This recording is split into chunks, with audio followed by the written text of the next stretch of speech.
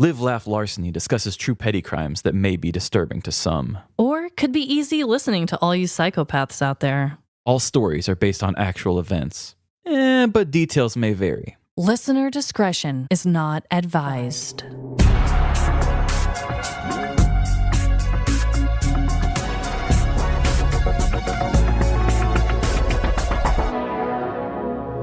Live, Laugh, Larceny. Welcome to Live, Laugh, Larceny. Your ass is grass, and I'ma smoke it. This is Trevin. And I'm Amanda. This is our 420 episode, Trevin. Welcome for another great holiday special. How many times have we done a 420 episode? Literally all 5 years? Like, is this our fifth one? I believe this is our fifth one, at least probably our fourth calling it like a legit 420 special. Yeah, we've done it pretty much since the beginning. It's just another holiday that we can celebrate. Yeah, it gets way more love than Easter does. Totally. I know, we're like, Easter bunny and Jesus say what? Yeah. I got a different way of being risen. Oh my God. Well, Trevin. Yes, ma'am. I have to assume that you have a dreadful dilemma to share with us all. I have a dreadful dilemma that could inspire your 420 plans. Okay. I discovered something recently that, I don't know, maybe you guys are doing it at home. I found a way to spruce up my regular old taco night. Oh. And I just have to say, it made such a big difference. What did you do? Tell me everything. So Emily was looking through, buying our regular old shells like we normally do, and came across mini taco shells. Have you seen these? Like the hard ones? Yeah. Oh, I don't know if I have. They're 4 inches long. It's a little more work spreading them out when you put them in the oven to warm up. But for me personally, when I make tacos at home, I take a bite or two and then like the whole thing kind of falls apart, you know, the yellow hard shells. Yeah. You fight it, but a lot of times you're just kind of left with a taco salad at the end, which I love. Sometimes I'm purposely a sloppy Pete so I can have a taco salad at the end. Yeah, you're like, what was that? Crunch. Yeah, fork. But these things, it's like the perfect ratio. Emily and I always talk about that with Reese's. Like if you get a certain holiday Reese's, it kind of throws off the chocolate ratio. You don't have that good outer rim. Mm-hmm. All about the rim job. It is. Oh, God, it is. Tacos, I feel like when I make them at home, I'm getting more shell than all the other stuff. This is the perfect ratio. Every time you take a bite, it stays together because you're not asking too much of the shell. It's so little that, I mean, there's only so much it can break, right? Yes, it stays crunchy. It's like 3 decent-sized bites, and then you're on to another. It's cute. We love something cute. So the ones that I got were Ortega brand, Ortega mini taco shells.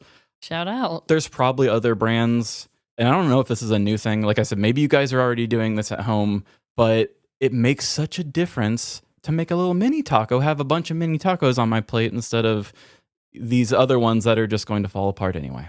I'm obsessed. See, in my household, when we have tacos, we use a lot of the soft tortilla shells, or we'll do like enchiladas or nachos or whatever. My parents do the hard shells, but we don't really do them when I make tacos. But now you've convinced me to try. You gotta give them a shot. I mean, if you're not a big hard taco shell person, I get it. Emily likes them a lot. Honestly, I used to never be a fan of taco night with my family when I was growing up. Yeah. But I've come back around to it. Oh my God. This has really done it. We also started buying like a Chipotle kind of a cream taco sauce too. That's also turned it up a huge notch. It's all about the sauce. Of course, the Saucy Queen's here. It is always about the sauce. So, wow, I commend you guys. I think everyone should have a taco night. If not tacos, you have to have a Mexican night. Yeah. There's so many dishes you can make. You can make soups, you can make dips, you can make, like I said, nachos, tacos, enchiladas, burritos. I mean, taco salads are almost weekly for us. There's so many. Yeah, the salad. I don't know. If you're not doing it, this is your chance. So it's funny, Trevin, because I also have a dreadful dilemma. It has to do with food, too. I mean, this is very 420 munchies on trend. Yeah, I'm already actually hungry. So. If anyone has the munchies listening to this, so sorry, because yeah, mine's also food related. And also, I am going to give our friend Molly another shout out later on in the episode too. So this is weird that we're already on the same wavelength. We're her biggest fan. My dilemma is pretty much just how embarrassingly geeked out I was over the Huntrix McDonald's meal. Have you heard of this? Oh, you're talking about the K-pop Demon Hunters? Yes. You know I am, boy. Any chance I get. They just now came out with toys. I thought they would have had them like months and months ago. Well, and it isn't even a Happy Meal situation with a toy. This is like its own meal. Oh. Same reaction, like Jordan and I, first reaction for me was like fangirling, just because I love anything K-pop Demon Hunters. Like, I've talked about it before, guys. Come on.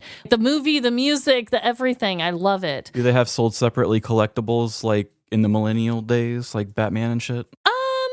Cups or something? They do have trading cards. So it doesn't come with like a toy or an action figure or something like that, but it does have really cool stuff. But our second reaction was definitely like you, like, why now? I was like, why did it take so long to get here? Yeah. Because it's been out for a while, and it's not like they're promoting the second movie. That's not going to be out for a while, probably. Yeah, that art probably takes a good time. For sure. With it being such an unexpected success, they probably feel a lot of pressure for the second one. Oh, yeah. So the timing is weird. I don't know if it was just legalities or what they had to figure out to make this happen. But you guys, there is a Huntrix meal, and then there is a Saja Boys breakfast box that you can get. But like, obviously, I love the Hunters and not the Demon boy band, like whatever. Right. So you can get that one, but I know nothing about the breakfast one, so no promises.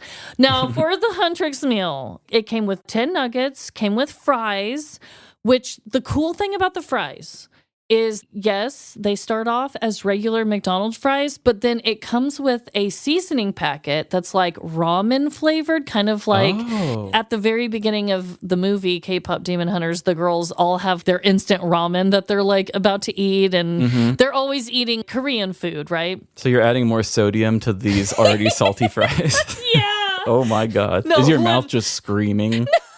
Trevin, it's so true, but so good. And then they give you a bag specifically for you to put the fries in and put the seasoning in, and then it's big enough for you to shake it up in it. Oh, okay. So you're shaking. So they're delicious. The seasoning is so good. And it's ramen flavoring. Yes. Okay. And then they had a demon sauce and a hunter sauce. Saucy girl. Saucy queen. Up in here. You give me a new sauce, I am on board. Next time there's a April Fool's lands on a Wednesday, we should just do a Saucy Queens episode, like show. The whole episode only about sauces. Sauces only. We're going to be swimming in sauce by the end of this. Ugh, we missed it this year. We should have done it. But I will say I didn't necessarily care for the demon sauce. It was purple. Had a little spice to it. Didn't care for it as much. I did like the flavor of the hunter sauce. My only critique is that because their hit song on the movie was Golden, and because golden is everywhere, it should have been like some sort of a mustard-based, in my opinion, sauce. Instead, it was like a red sauce. And I'm like, guys, come on. Like, there's so much we could have done here. And then it came with the playing cards. Here's the demon sauce and the hunter sauce. Here's the box of it. Huntrix meal. Oh, especially if the hunter sauce label is that gold. I would have. Yeah, right? I see why you think that now. Yeah, exactly. I should have explained that sooner. Because that is a purple label on the demon sauce, and the sauce is purple. Why is the hunter sauce gold on the outside but not gold on the inside? Here's the super fucking seasoned ass fries. Oh my God. And underneath is the bag that it comes in. Anyways, it's embarrassing. I was so excited about it. I took many pictures and videos. I didn't even think I was going to do this as a dreadful dilemma. This was just me wanting to remember the moment. No, I totally get that. But it's embarrassing, and if you are stoned right now and it's still going on at your neighboring McDonald's, go get yourself some demon sauce. I recommend it. Well, I can't believe that the nuggets don't have a special flavor, but I know. There's a few things that I think they could have improved on, but nonetheless, creative, something different. And yeah, we needed a last-minute family meal the other night, and when I saw that, I just lit up. Huntrix boxes for everyone. I need all of the cards. I'm also just surprised that it seems like McDonald's is always so big about having the sold separately collectible things, like not just the toys, but the collectible cups or whatever. Right. Yeah. Bring back the cups. I need stuff. Come on. Well, you know what else you need? What? A good blunt rotation. Yes, I do, boy. Tell him what we're about to do, Trevin. This was a fun idea. ID Tech is more than just the original and most trusted tech camp for kids ages 7 to 17. ID Tech is where kids find their people. The engineering and creating people. The fire-breathing, shell-spinning BattleBots people. The just as happy building games as they are playing them people. ID Tech offers over 50 epic courses, like Camp Crunch Labs IRL, BattleBots with Take-Home Bots, and more at 75 college campuses across the country. Visit idtech.com and use code IDTech to save $150 on a week that's guaranteed to be the highlight of your kid's summer.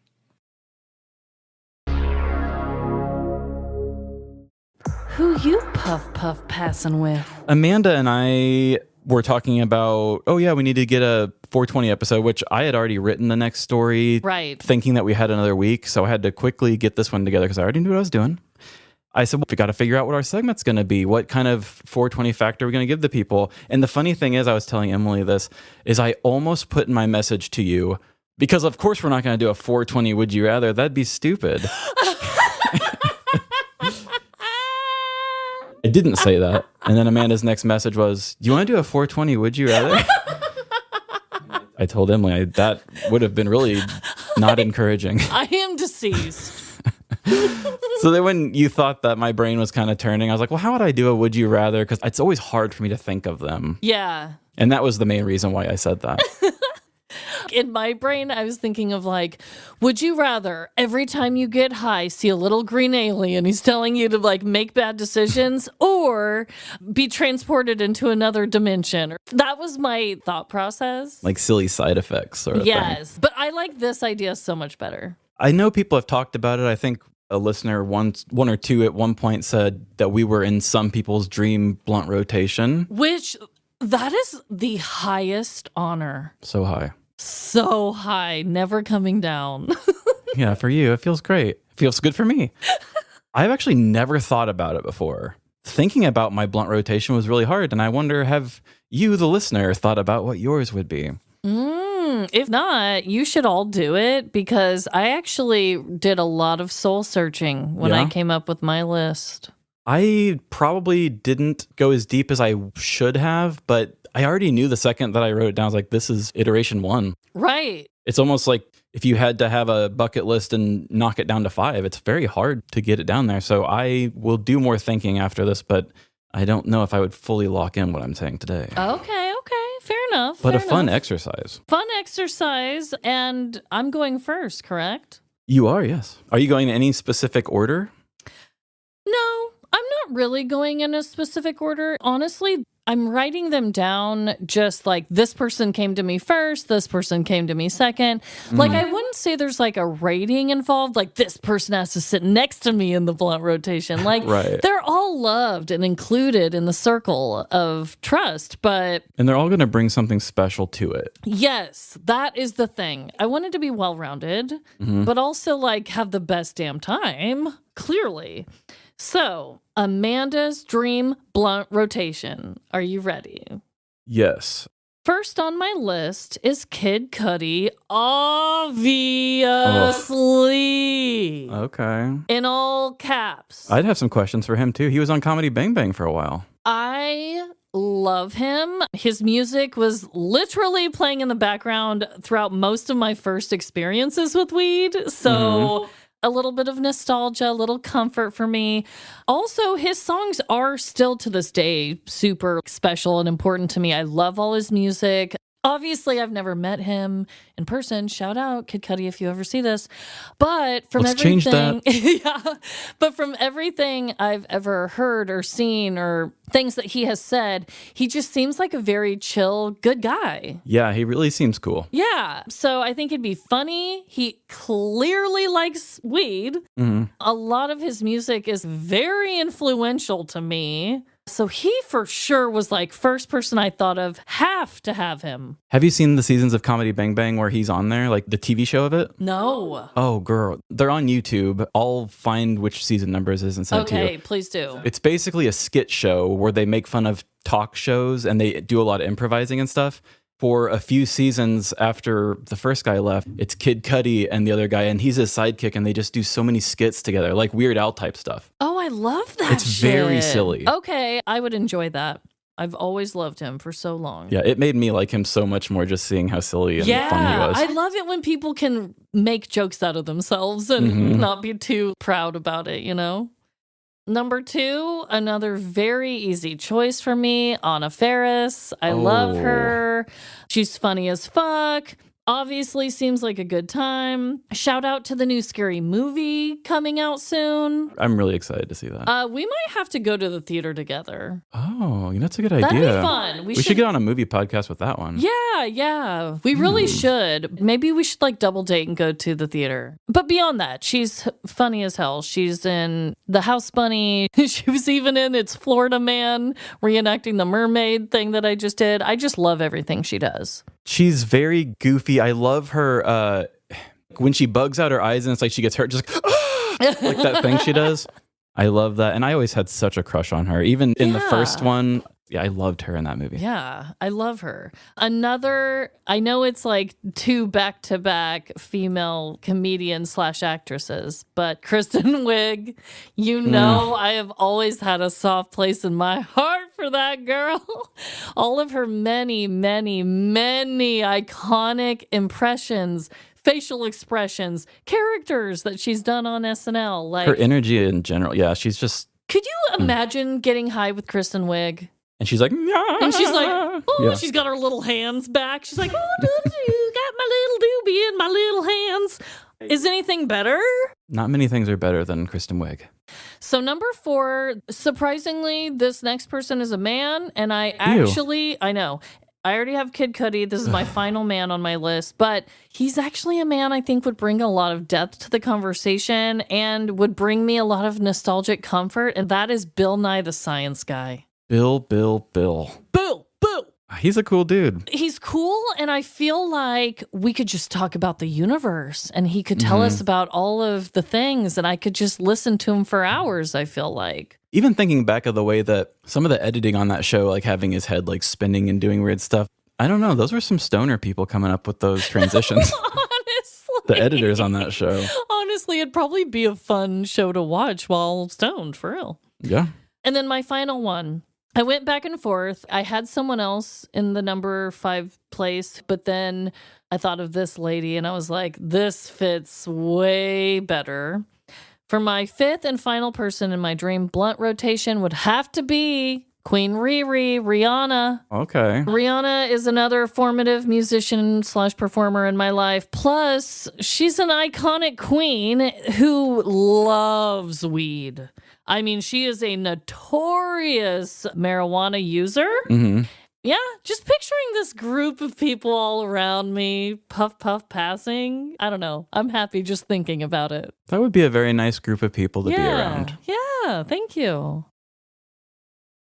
So the other woman that I almost put on my list, who's another female musician, is Cher. I've loved her since I was a young girl. I've seen her perform live. I feel like she could give me a lot of womanly adult advice that would hit me right in the heart, you know? Yeah, wholesome people. Yeah. Do you have any of the same people as me or no? I do not have. Oh, damn. Okay. I will say... I had Kristen Wiig on my list for quite a while, but I pulled her. That's okay. Bring her over to me. Yes, I love her as a performer. She's probably my biggest celebrity crush. Yeah. I just love funny women. Yeah. And somebody who can just do it all. So I had to take Kristen Wiig off, and that was because I was thinking really philosophical about people who just blow my mind and people who I really admire on a creative level. I like that. For me, my favorite type of movies or music or stand-up even is something where it's like I feel like I walked away learning something and like about the world or about humanity. Yeah. And, it's equal parts beautiful and scary a lot of times. Preach. So I wanted to pick people who give me those feelings. Okay, you're trying to have a deep smoke sesh. Deep and funny. Okay. I still wanted. Yeah. That's like top tier. And then that actually had me thinking also because you brought up the gender thing earlier when talking about Jordan, and Emily and I had the same conversation because I was kind of going with a lot of men at first, and I was like, wait a minute. I don't actually want that. I know. I was telling Trevin before we recorded that I asked my husband, Jordan, who would be on your dream blunt rotation? It was all men to start. And I was like, ew, why? And then he added Martha Stewart. So random, but. Yeah, that sounds like a man just picking a woman. Like it's going to be Martha Stewart or Oprah. Right. Right now in my mind, I've got 3 men and 2 women, and I don't love it. That's okay. That's like the opposite of mine. I had 2 guys and 3 gals. So my first one, and I know there's going to be so many that come back to mind on me. Oh, I'm sure. Bo Burnham. Oh, that would be a good one. He would just be busting into improv songs. He just talks so real about like the world. Yeah. He just sees it, and I love his ability to put that through music. And Inside, that special he did, is one of the big influences that I'm putting towards my album that I'm working on. And also things I sneak into my stories too are kind of related to the way that he puts his observations of the world into his silly stuff, even though it's not really silly stuff sometimes. Totally. No, he's a good one. For my music side of things, Okay. I would have to go with Justin Vernon from Bon Iver. Okay. Because he produced my favorite album, 22 A Million. Well, there you go. Actually, 22 A Million is also a big inspiration of the album I'm working on. But that is such a cool album. His idea behind it was like finding a used cassette like in an alleyway or something. So like in parts, it sounds like it's tape dropping out and the quality gets really shitty because it's supposed to sound like a worn tape. Ooh, love that vibe. It's very cool. Sarah Silverman. She is one of my number one comedy influences from like the beginning on. Bo Burnham I came to later, but Sarah Silverman, SNL, of course, the Sarah Silverman program. Yeah. I love that show. And then she even went through like a political stage where she started standing up more and had a show called I Love You America on Hulu. That was really cool. And then her newest special that I got to see live was about losing her parents. Like the whole thing was a stand-up thing, but about grief and death. Ooh, that's hard to do. Like that's my favorite kind of thing. It is? Yeah, I was going to say that's like on brand for you. You know, you go to a stand-up show of somebody's new material, you don't always know what the thing is. So when I walk in and find out that like her whole set is about like deep stuff like that, I was like, oh, this was everything I ever wanted. Yeah. So I was so glad I went and saw that tour.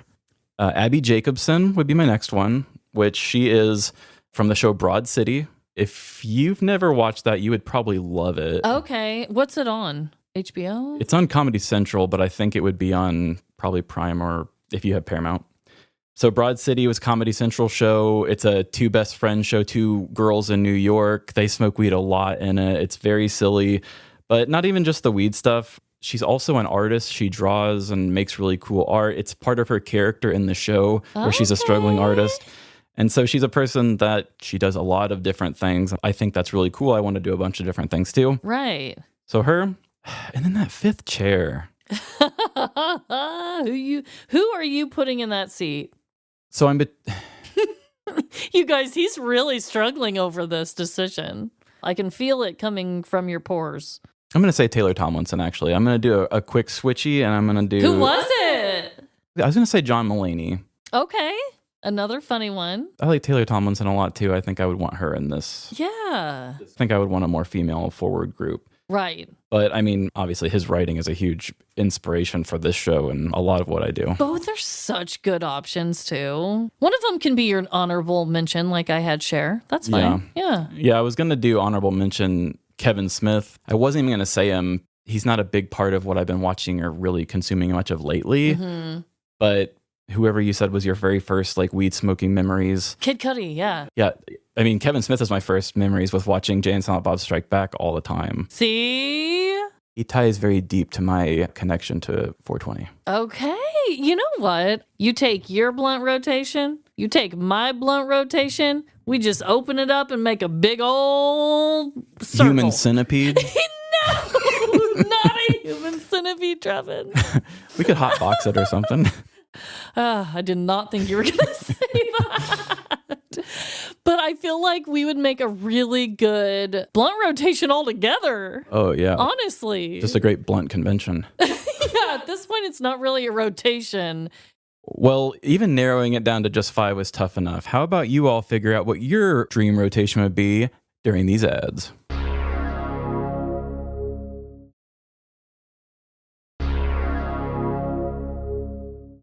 And welcome back. Welcome.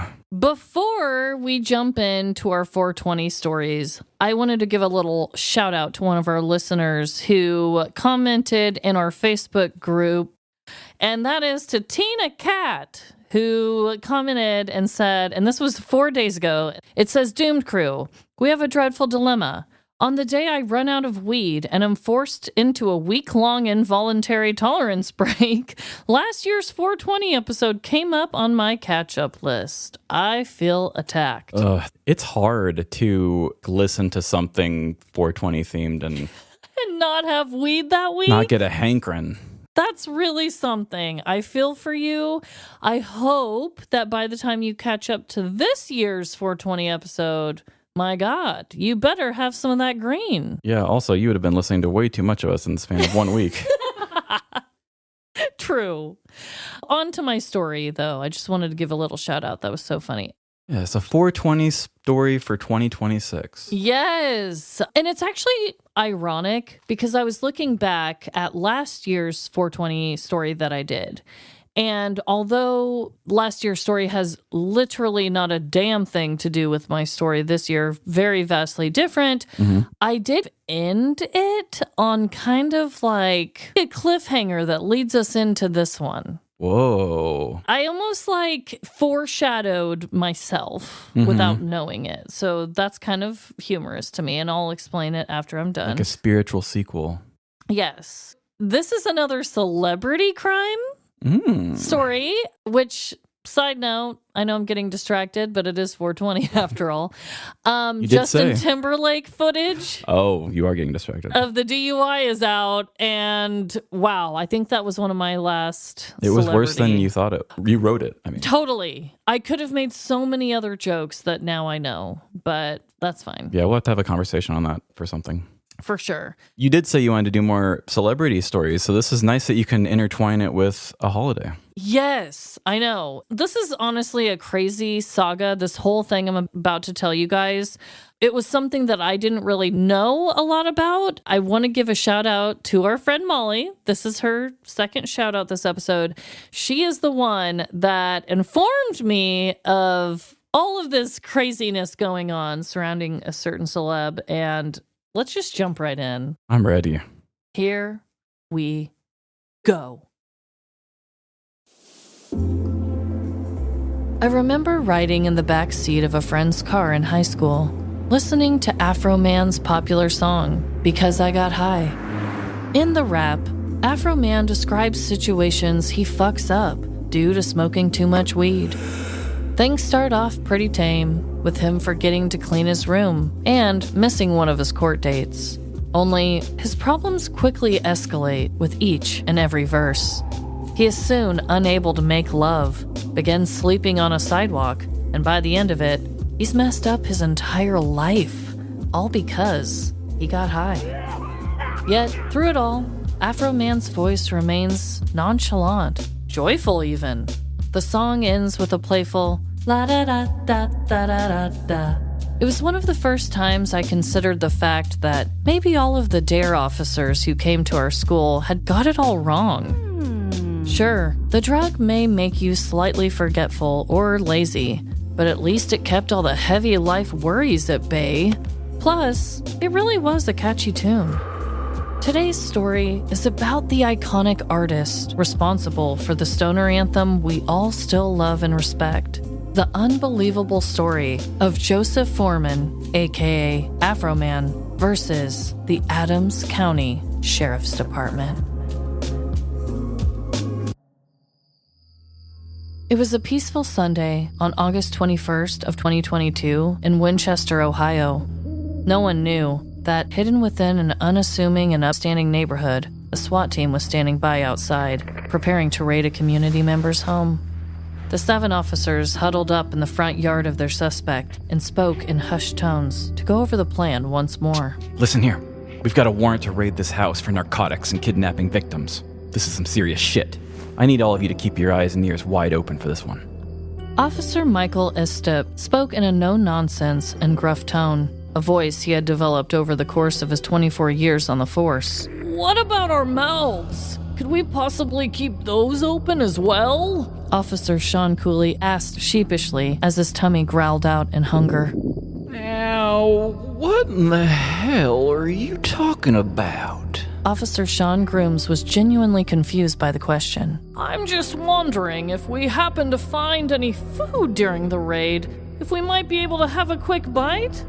I haven't eaten a thing all day. Officer Sean Cooley explained with not nearly enough dignity. Officer Estep just said this was some serious shit, guys. Officer Lisa Phillips gruffed to her team of all male co-workers. Michael Estep clapped his hands together twice to get the SWAT team's attention. Enough of this tomfoolery. Keep only your eyes and ears open for this raid. Do you understand me, Officer Cooley? Officer Sean Cooley's shoulders slumped in defeat, matching the empty feeling within his stomach. Yes, sir. All right, now before we bust inside this house, I need everyone to put a hand in the middle of this huddle circle. Rough Raiders on 3. 1, 2, 3. Rough Raiders. It took a few tries with their battering ram, but eventually, the squad burst through the suspect's front door, knocking it off of his hinges and into the neighboring room. The team was dripping with heavy tactical gear and fully armed as they entered the possible crime scene. Looking around, the majority of the walls were painted a deep green color, with music memorabilia and weed decor hanging from them. Okay, team, let's split up. Either this suspect is a complete weed head, or he just likes anything that's green. Leave no stone or ashtray unturned. It's time to raid, boys. Hey! Oh, sorry, Lisa. The police pack split apart in teams of 2 and 3.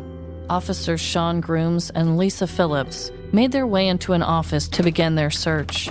Sean Grooms shuffled through tall stacks of CDs, desperately looking for narcotics or kidnapping victims. What does Colt 45 and 2 zigzags mean? How the hell am I supposed to know? Lisa hollered back to him from across the room, where she had just found a pair of scissors. She picked them up and smiled as she approached a home security camera hanging before her. With a swift scissoring motion, Lisa cut the cord to the home camera and chuckled to herself. Officers Michael Estep, Justin Cooley, and Randolph Walters Jr. made their way into the primary bedroom and soon found themselves inside its massive closet. Endless bold pattern and colorful suits lined the green walls, causing the trio of officers to gasp. We should search through every single suit pocket for any clues. At least, that's what I do after my wife comes home from being out all day. Officer Randolph Walters Jr.'s insecurity about his marriage followed him everywhere, even on the job. Only the other officers agreed with him and began frantically frisking the custom suits from shoulder to ankle. After every article of fabric was searched, the 3 men met in the middle of the closet to discuss their findings. All right, men, what have you got? Officer Michael Estep demanded, although his own hands were empty. All I found was a few mothballs and cough drops. Officer Randolph Walters Jr. bowed his head in disappointment. I guess I'm the lucky winner tonight, boys, because I found cash. Officer Justin Cooley stated proudly with a deep southern drawl. Great work. Let's take that cash to the evidence room, where we may or may not lose some of it. The final pair, Officers Sean Cooley and Brian Newland, headed toward the kitchen, where Sean Cooley again felt the all-consuming feeling of hunger. With his gun drawn, he sniffed the air in hopes that somehow the hints of food particles could nourish his starvation. But instead, all it did was make his mouth water even more. The smell he ingested through his nostrils had a sweetness to it, with a hint of citrus. He opened his eyes and scoured the kitchen counters for the baked good responsible for such a scent when he saw it. A lemon pound cake. He glanced at the yellow frosted cake with desire, covered by a glass case, before quickly looking away. It was then he realized that Officer Brian Newland was no longer with him in the kitchen. He gave the lemon pound cake one final quick glance, licked his chops, and exited the kitchen before things got messy. Just down the hall, Officer Brian Newland had made his way to one of the back bedrooms where he decided to frighten the suspect's wife and 2 preteen children. All in all, the raid had ended with finding exactly 0 narcotics and 0 kidnapping victims as the officers wrapped up their search and jetted back to the police department. It wasn't soon after the original suspect arrived at his home and stepped inside his busted front door. The man looked completely shocked, yet stylish, standing in the empty doorframe. Only he wasn't just any man. He was Afroman. What the hell happened while I was out running errands? After reviewing his multiple surveillance cameras around his home, Joseph Foreman, aka Afroman, plotted to seek revenge on the officers who falsely raided his sanctuary. And he did so the only way he knew how, through song. He targeted individual officers who participated in the unnecessary raid, inspired by the research and footage of each of them. There were song lyrics about the insecure officer who rummaged through his closet, such as, "Randy Walters is a son of a bitch. That's why I fucked his wife and got filthy rich." He wrote an entire song about Officer Lisa Phillips titled "Lick 'em Low Lisa," mostly about girl-on-girl fellatio, with lyrics like, "Lick 'em low, Lisa, eatin' pussy like pizza." And finally, there was the major hit of the diss album, Lemon Pound Cake, with the music video featuring Officer Sean Cooley eyeing his cake in slow-mo, accompanied by the lyrics, "Mama's lemon pound cake, it tastes so nice. It made the sheriff want to put down his gun and cut him a slice." As the popularity of Afroman's songs grew, the pissiness of the police force exploded. Members of the community called them thieves and crooks as they passed the cops on the streets. Local teens started wearing merch with the officers' dumb faces on them, and the station kept receiving an overwhelming amount of pound cake deliveries. Eventually, in 2023, the officers huddled together another time to bitch and whine about the catchy diss tracks when they decided to fight for the restoration of their honor and reputations. The 7 law enforcement officers agreed that after all their pain and suffering, it was time to sue Afroman. The civil defamation trial of Joseph Foreman, aka Afroman, took place from March 16th to March 18th in the year 2026. 7 of the officers who falsely raided Afroman's home, Sean Cooley, Michael Estep, Sean Grooms, Brian Newland, Randolph Walters Jr., Lisa Phillips, and Justin Cooley, were now suing Afroman for defamation and invasion of privacy. They claimed that his songs and music videos included unauthorized use of their likenesses, hurt their reputations, and made it hard to do their jobs. The embarrassed officers wanted the song's content removed from all platforms and requested $3.9 million in damages. The 3-day trial covered a variety of topics, like policing, free speech, and multiple humorous exchanges that went viral online. Officer Sean Cooley complained that he had received hundreds of pound cakes delivered to him at work.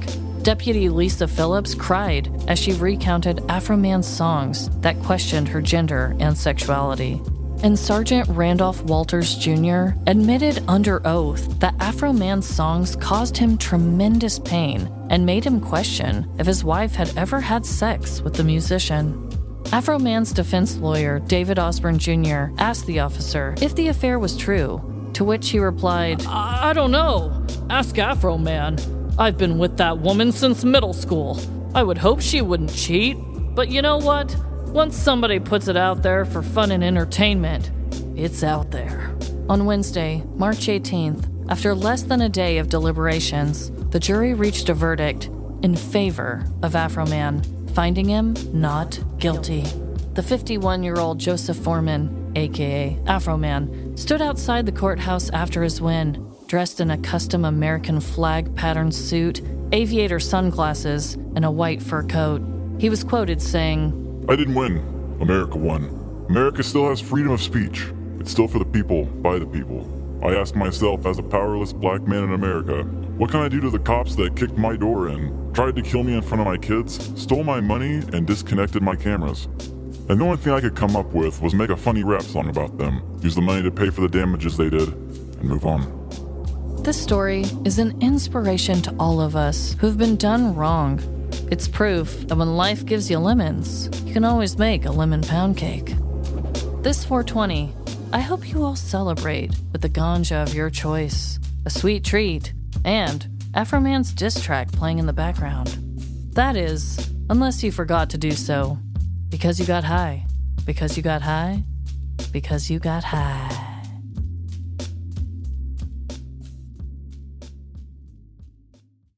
Okay, I do remember your last 420 story ended with you singing the lyrics to Because I Got High. I did. I cut myself off. Remember, I started with a scene of me being a dispensary employee. That's right. And at the end, I finished telling you, and then I cut myself off, and you were like, why didn't you finish your story, Amanda? And then I started singing it. Yeah. That's right. It was a whole bit, which is so ironic because now here we are a year later actually talking about this crazy situation with Afroman. I didn't know anything about this. I did see people sharing his photo on the day that he won. Yeah. But I didn't even realize that was Afroman that people were sharing the photo of. Right. So I had no idea. I just never looked into it. Before I did all of this research and watched all of these parody videos and watched a lot of court cam footage, I was also very unfamiliar. So you're not alone. Before I jump into it, and I told you this, Trevin, in between recording lines for this, but the only thing that really was kind of a little too far is him joking about poor Lisa and her sexuality and stuff like that. Like, that is like a sensitive thing. And if Afroman has made any, maybe opinions I don't agree with about the LGBTQ community, and I don't know too much about it, to be honest. I really don't know. I've just heard there are like rumblings of that. And obviously I don't agree with any of that shit, okay? Yeah. You're just focusing on the petty thing. We don't agree with the crimes. Yes.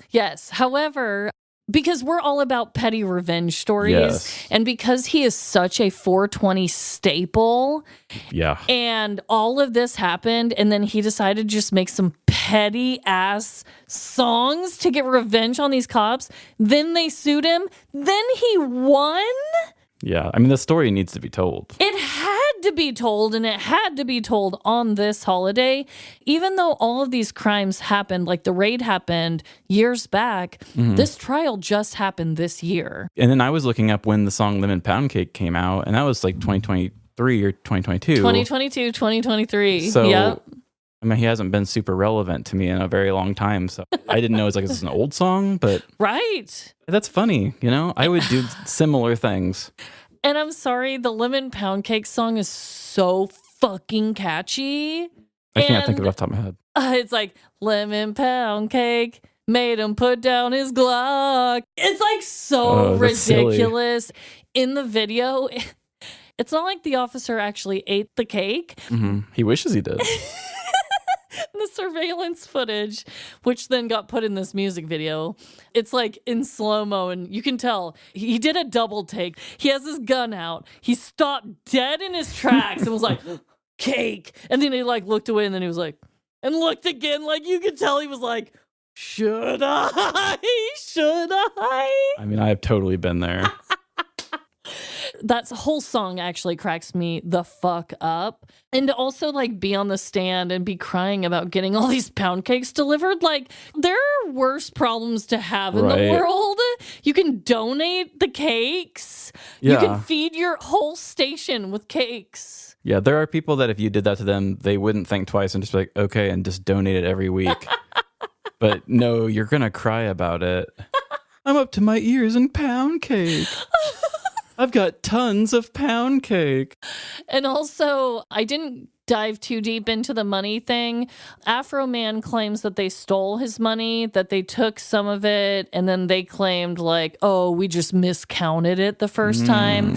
But things go missing in the evidence rooms, people. It happens all the time. So I kind of just left that up for interpretation. Yeah, if you're always stealing evidence, it just looks like there's always a problem.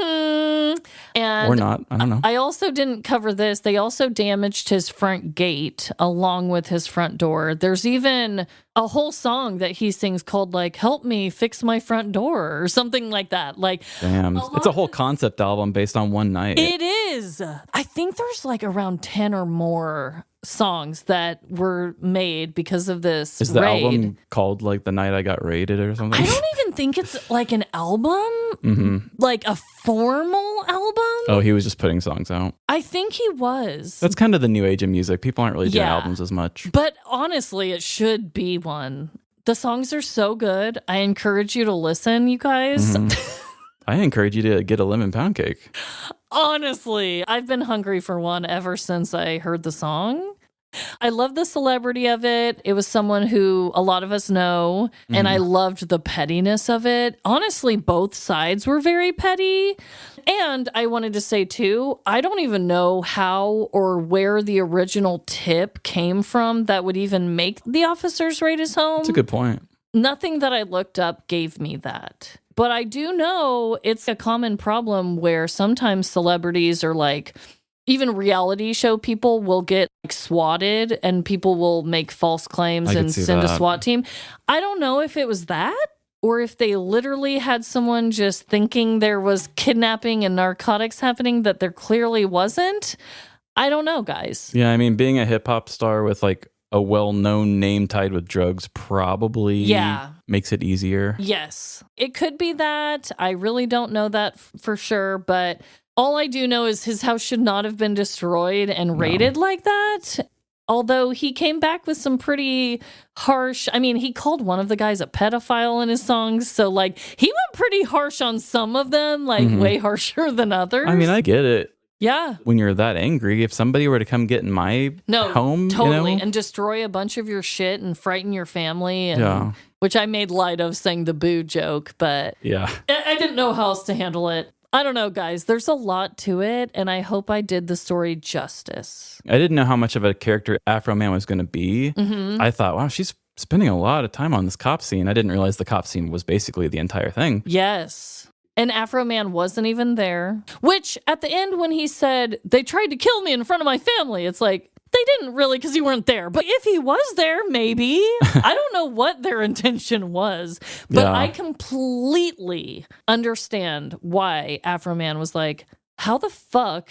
Because it's not like they're going to pay for the damages. They're going to be like, we had a real tip. Sorry, we fucked up your house and stole your shit and you didn't do anything wrong, but oh well. They can make the courts work for them. Yeah. And he's like, okay, well, I want to like repair my door and my gate and make some money off this bullshit that just happened to me. So I get it. Right. I don't know. They have the courts and he has people that will listen to his music. I mean, he had to go with his revenge in the way that worked for him. Yeah. The way that it was at his disposal.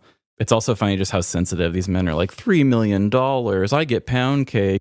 Not all of them have it terrible. He said he fucked my wife, and now I'm questioning it in real life. Like, I'm sorry, idiot. I like the bit of you taking it like that. Another bit that you had that I really wanted to talk about, just your intro, I really like the bit of recounting because I got high as a serious cautionary tale. You're like, oh, by the end of it, his life's in shambles or whatever you said. That's a very fun song to deconstruct in that way. I was like, I'm going to re-look up the lyrics just because I hadn't heard it in a while. And I was like, God damn, this takes a turn for the worst. Like, I forgot just how bad it got for him at the end. But like I said, although it seems like, wow, this could really be a dark path, he still seems honestly pretty unbothered and happy at the end. Yeah, I think that tone is important for that as far as songwriting goes. It just kind of makes you feel like maybe weed's not so bad after all, even if it ruins My your life's hell, but because I still got high, it. Because I got high. Because I got high. You tell yourself, No one wants your college-era band tees. But on Depop, people are searching for exactly what you've got. You once paid a small fortune for them at merch stands. Now, a teenager who calls them vintage will offer that same small fortune back. Sell them easily on Depop. Just snap a few photos and we'll take care of the rest. Who knew your questionable music taste would be a money-making machine? Your style can make you cash. Start selling on Depop, where taste recognizes taste. With Plan B emergency contraception, we're in control of our future. It's backup birth control you take after unprotected sex that helps prevent pregnancy before it starts. It works by temporarily delaying ovulation, and it won't impact your future fertility. Plan B is available in all 50 U.S. states at all major retailers near you, with no ID, prescription, or age requirement needed. Together, we've got this. Follow Plan B on Insta at Plan B One Step to learn more. Use as directed. Well, that was a lovely 420 story. I think this is going to be an iconic one. I mean, I think they always are. Yeah. We definitely make sure that these are a fun way to cover or a different way to cover a weed story. Because, Right. we could do a weed story in September. It happens. Yeah, it definitely does. But I feel like these 420 stories, I know that we both are like, this one has to be good. Oh, yeah. And like different angles. Well, my Lord of the Rings one was the guy trying to do medical type stuff. I had the woman who was rated by being just a medical delivery person. Right. So it's not always just Cheech and Chong stories. Totally. And yours right here covering a raid and they were wrong and the pothead was the guy who made a song and got his revenge. Literally one in the court of public opinion and one in the actual courts. Yeah. This year, I had one that popped up that I want to say also recent as far as the court outcome, which is when I found it. The second I saw it, I said, this is 420. When it comes up, I got to do this. Last year, I took you guys to the Shire. We went to Middle Earth and did the Lord of the Green. This 420, I'm doing another movie feel. I will definitely be using a movie that we should all know. And I think that's all I'm going to say about it. This is a different way to do it, and you will see why I'm telling the story today. So light up. We got one more to go.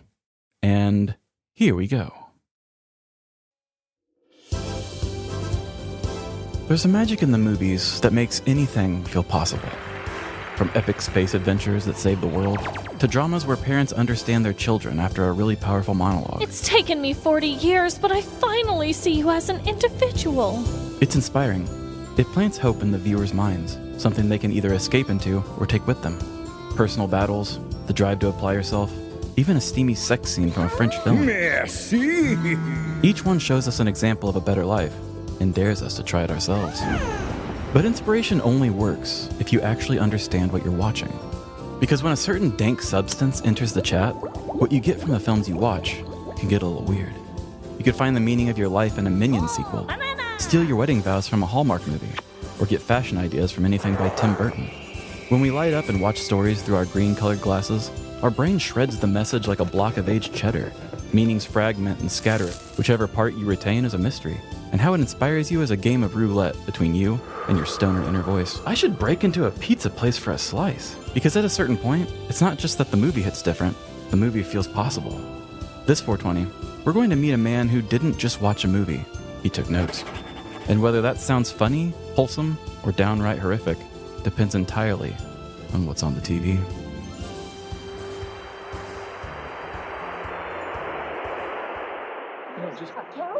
Ha! That's a good one. I should really write that one down. Ian, I'm here. I brought us both lunch for after you finished your chore. Oh, you're here. Hard at work. What was that? Yeah. Hey, ex-wife. How many times do I have to tell you? It's business partners first, ex-lovers second. It's shit like this that ended our domestic partnership, and I'm real close to ending the criminal one. Oops. Where's the list of chores I left for you? I smoked it. Did you separate the kush, trim the titty sprinkles, package the panic attack herb? Are you listening to me? Ian! What? That movie is over 30 years old. You've seen it 1,000,000 times. Can you please turn it off and go package the 8 pounds of gremlin snot for the Bitcoin bros down the street? Well, I don't care how old it is. It's timeless. There's some really smart stuff in here. I swear, things would be going a lot smoother if I would have married Cindy from Waffle House, divorced her, and kept running a drug operation with her instead of you. You know what? I'm going to my sister's in Essex, and we'll see how long you last running this place alone. This film is bloody genius. Meet Ian, a drug dealer and half-baked couch potato living in Yorkshire, UK. Ian saw the perks life had to offer through other people's experiences on the silver screen. Rear Window showed the beauty of never leaving the house. Scarface revealed the money and properties that came with dealing drugs. And the Stepford Wives made it all seem possible, as long as you made a woman do all the work. Each one shaped his reality in their own special ways. Throughout his almost 60 years on this earth, he consumed countless drugs and movies, piecing together an idyllic lifestyle in his own skewed vision. He grew and distributed marijuana, even branching out into a little meth on the side. He owned 3 different properties on his run-down block, and just below all his personal accomplishments was Leslie, his wife turned business partner turned ex-wife, who he somehow managed to keep around. But the big picture is always hard to see from a purple haze of weed smoke and fiction. And although life looks sweet through a Hollywood lens, the person keeping Ian's world running just walked out the door. Ian awoke the next day, groggy and still a little high. He pulled his hand out of last night's corn chip bag and sat up on the couch. "Are you still watching?" the Netflix screen asked, glowing as the room's only source of light. The drug dealer made his way to the window and opened the blinds, illuminating his illicit living room. A grandfather clock ticked away down the hallway. It was 3 p.m. Shit, it's early. Ian lit up the remnants of a joint he found in his belly button and began his morning routine, checking on his drug empire. He peeked into the hidden rooms with grow tents, walked through the second house where they handled shipping and receiving, even stopped by Leslie's quarters, which also doubled as research and development. At each stop, Ian found exactly what he expected. Drugs. Lots of them.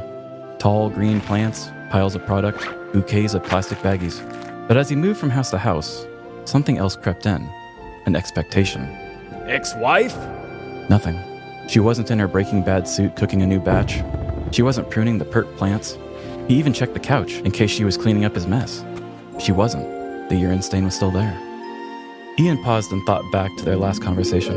I'm being emotional and ruining y'all movie time. But somewhere between memory, movies, and marijuana, things got crossed. We're taking a Christmas vacation to Paris. This was Ian's brain on drugs.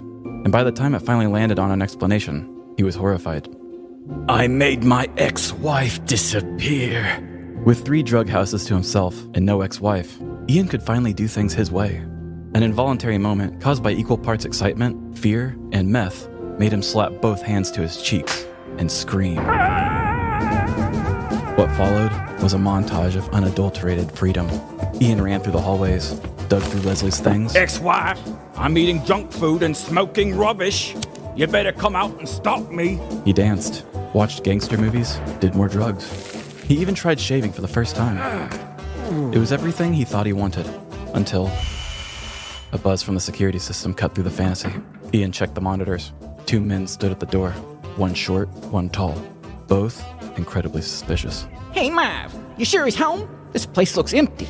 Come on, I made that 8-pound order weeks ago. The lady said we had to call ahead. Strangers. Did they know he was home alone? Ian slammed the intercom. What do you want? Drugs? Drugs, kid. Is your mother home? We placed a large order. Ian tried to connect the dots, but he was just too high. No drugs for you. Now leave. He released the button and watched from the monitors. Damn it. Now we gotta go buy Bitcoin sober. The men lingered for a moment, then walked off the porch and out of frame. But the silence didn't help. They could be anywhere. Behind a door. In every window. Emotionally in control. They wanted drugs. He had had plenty. And without Leslie, he had no idea how to protect any of it. Ian walked back to his pissed couch and looked at his Netflix homepage. At the front of his previously watched list was the iconic Home Alone poster. Ian stared at it. This film is bloody genius. From there, Ian got to work. He tossed marbles on the bathroom floor, rigged up his crossbow near an entrance, and ordered imitation firearms for a bit of extra fear. But as he was stringing a tripwire to his homemade pipe bombs, Leslie came home. She stared at the deadbeat she left behind. Last she saw him, he was glued to a Christmas movie in May, unable to feed himself or contribute. Now, he looked like a stoner version of Jigsaw, engineering death traps for humans. Her lip quivered as a tear ran down her cheek. I knew you could do something with your life if you just applied yourself. And just like that, Leslie saw the change in Ian that she needed to see. His militaristic approach to home security felt less like a felony and more like a new hobby, like woodworking. She even helped design and test the homemade flamethrower for the garage. Chuffin' Eck! We did it, Leslie! Through drugs, an ultimatum, and a little movie magic, Ian had his ex-wife back.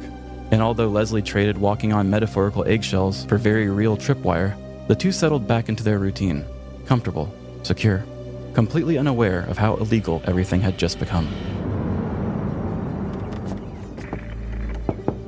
Should be an easy one, rookie. Bloke ordered imitation guns on eBay. Illegal in the UK. Hang on, there's a note. Warning. Do not enter these premises unless invited to do so. The premises and its surrounding buildings yard are booby-trapped. You have been warned. Marty no longer lives, works here. It's no joke. Everything's booby-trapped. Yeah, that feels serious. They even drew little bombs in the corner with the word hiss by the fuse. Definitely serious. Chuffin' hell! Another note. Congratulations. Well done for getting this far. Now would be a good time to get measured up for your coffin and say goodbye to loved ones. Right. This gate is electrified in excess of 50,000 volts. Enter at your own risk. Be warned. Look, there's lightning bolts next to the voltage. Yeah. I think we'll let the bomb squad handle it from here.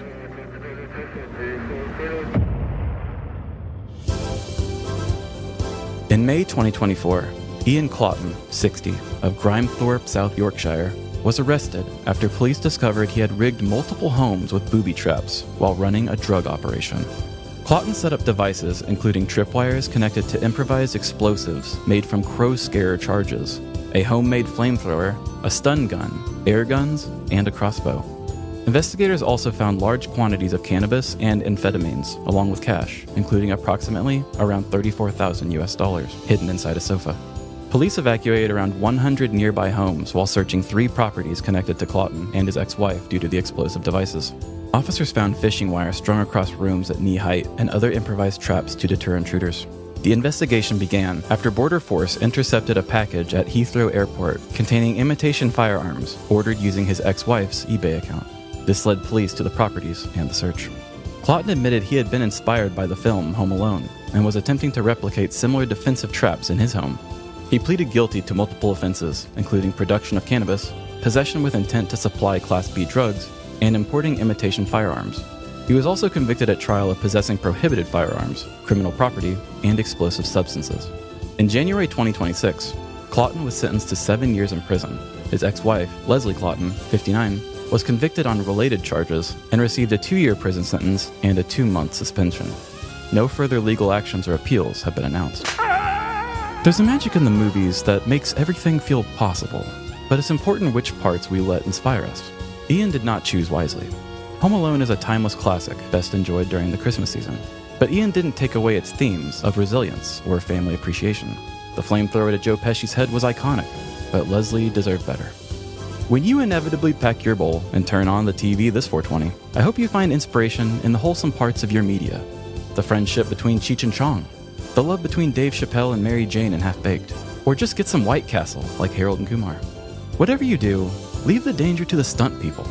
And if you're prone to paranoia, maybe don't get high while home alone.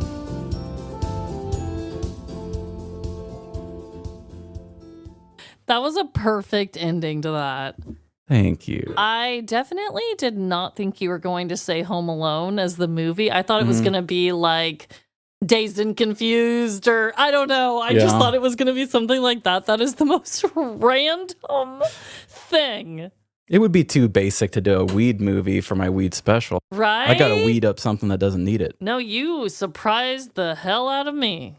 The thought of booby trapping something, in theory, might sound fun to some people. Mm-hmm. It sounds like a cool engineering thing to do. Yeah. you're a millennial, we probably can think of a million of these movies where the kid has some weird contraption that's like doo doo doo doo, like when the alarm goes off and makes toast or something. Yes, there's so many like that. Even like Ferris Bueller's Day Off, where he's like has the fake sounds of him snoring, and all the little and it goes to the intercom. Yeah. I mean, that's an older one, but still, like that's like booby traps in a way. That's cool in engineering, but this kind of stuff. No, this is like very, very dangerous. 10 out of 10 would not recommend doing this to your home. No, this is wrong. I get in his line of work, he probably feels like he has to protect himself, but this is just taking it too far. Yeah, definitely taking it too far. In my final scenes that we acted out, I had to put this scene in there because I wanted to put it in the actual story and not just explain it in the recap.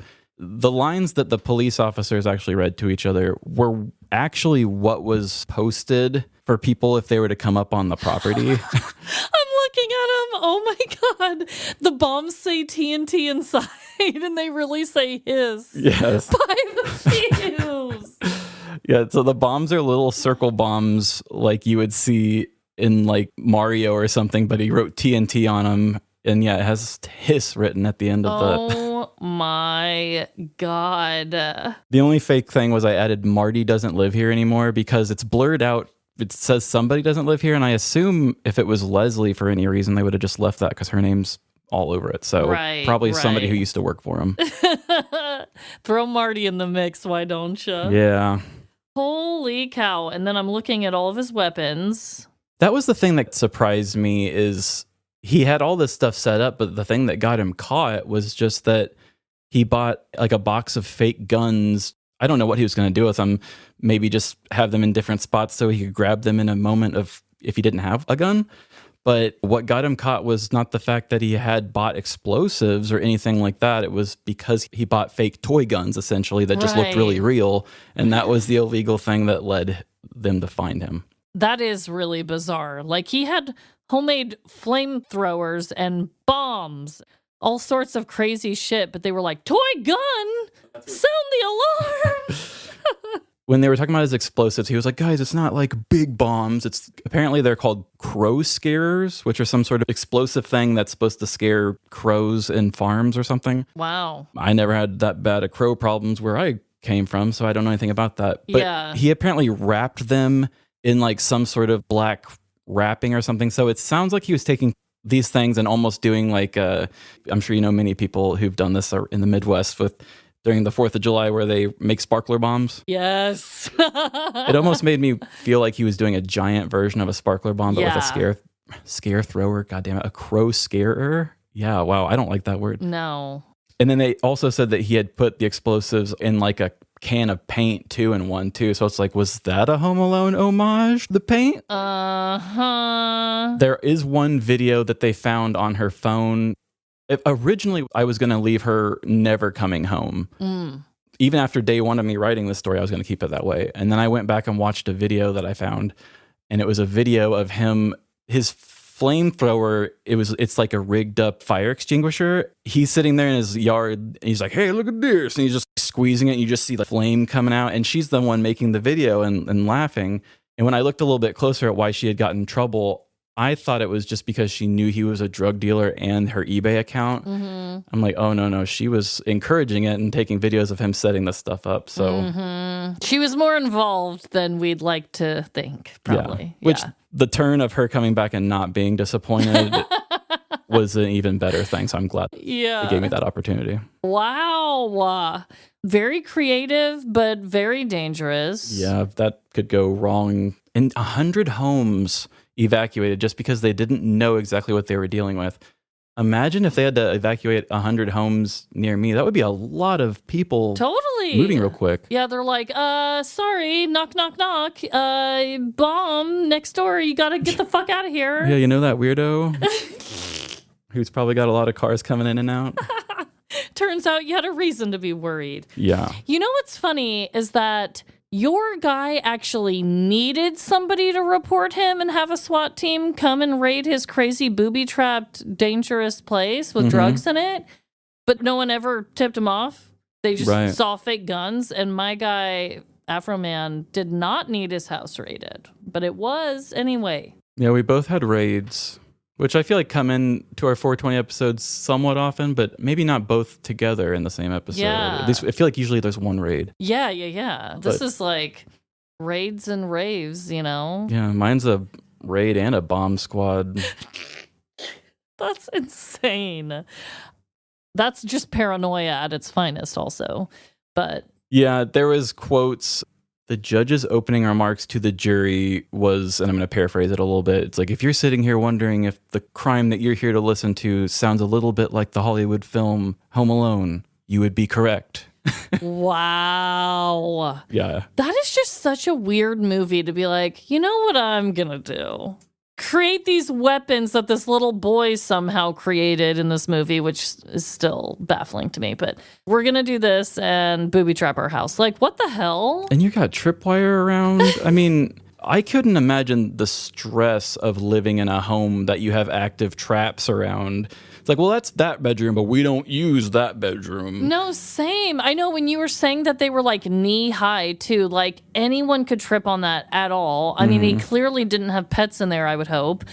Even when we like pranked Jordan for April Fool's Day, and I had like ribbon up above taped all around our wall to get him to go to the trap, or not the trap, but the fake prize that turned out to be cheese because he hates cheese. I was still knocking into it with my head and having to duck and forgetting that it was there. Yeah. Imagine having that, but it's a wire near your legs and it's a bomb. Or a flamethrower, or a I don't know.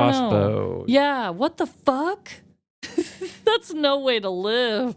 Having active explosive that could be triggered by doing a normal human thing, like, oh, I don't know, I went to the laundry room because I had to do laundry. Whoops. Yeah, not worth it. But what a story. What a story. Wouldn't be my first choice for movies on 420, but to each their own. To each their own, guys. Yeah, it was in May too, so I don't even think it was Christmas time when he got inspired. No, he's just a weirdo, for sure. Well, I just hope everyone, no matter where you are, if you're high up in the sky or grounded and down to earth this week, if you're celebrating 420 or not, it's all fine and dandy. We don't care either way. But thank you for listening. This is always such a fun week. I hope that you're all doing great, and just remember that no matter the crime, big or small, in the end, we are all doomed. Doomed to smoke a bowl. Bye. See ya. If you want to be a part of our Dream Blunt rotation, head on over to Patreon for ad-free episodes and bonus content. And what movie are you hitting up this 420? Is it Home Alone? Find us on social media and tell us what you're watching. Facebook, Instagram, TikTok, or Threads. Live, Laugh, Larceny. And has your home ever been raided? If so, send us your petty crime story to livelaughlarceny@gmail.com. And give our show the same rating I would give those mini taco shells.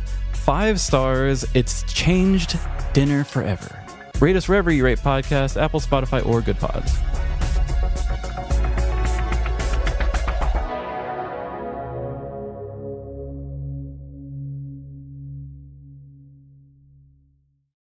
I made my ex-wife disappear. No. No. I was wondering what movie. Oh my God. I'm going to say that again just in case. Oh my God. ¿Quieres mejor internet? Cox Internet de 300 megas tiene las velocidades rápidas y confiables que buscas. Perfecto para streaming y gaming y trabajar desde casa. Todo por solo $45 al mes cuando agregas Cox Mobile. Incluye equipo de Wi-Fi y garantía de precio de 2 años en tu plan. No esperes. Cámbiate hoy a Cox. Requiere Cox Mobile Gig Unlimited. Garantía de precio no incluye impuestos y cargos. Velocidad de datos móviles se reduce después de 20 gigas al mes.